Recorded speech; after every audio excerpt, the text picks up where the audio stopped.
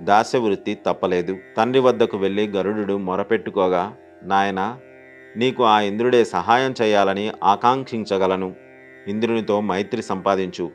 నీవు శ్రీహరి వాహనమై అఖండ కీర్తి గడిస్తావు అని వరం ఇచ్చాడు కశ్యప ప్రజాపతి. దాశనివృత్తికి అమృతం తెచ్చివ్వమంది కద్రువ.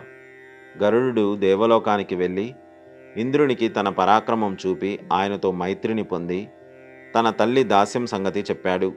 అంతా విన్న ఇంద్రుడు ఉపాయం ప్రకారం దాస్య విముక్తి జరగగలదని ఆ ఉపాయం గరుడునికి ఉపదేశించాడు. పాములకు అమృతం పోయడం మంచిది కాదన్నాడు కూడా. ఇంద్రుడు చెప్పినట్లే అమృత బాండం తీసుకెళ్లి కద్రువ చేతిలో పెట్టి దాస్య విముక్తి జరిగినట్లుగా ఆమెతో మాట తీసుకున్నాడు. వినతను స్వేచ్ఛగా సంచరించేందుకు కద్రువ ఒప్పుకోగానే ఇంద్రుడు అదృశ్య రూపంలో వచ్చి ఆ అమృత భాండాన్ని మాయం చేశాడు. తల్లి కొడుకులకు దాస్య విముక్తి లభించింది.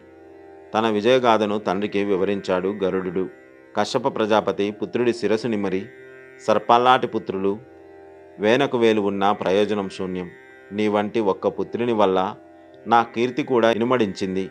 నువ్వు శ్రీహరి వాహనమై నిరంతర విష్ణులోక వాసివవుతావు అని దీవించాడు.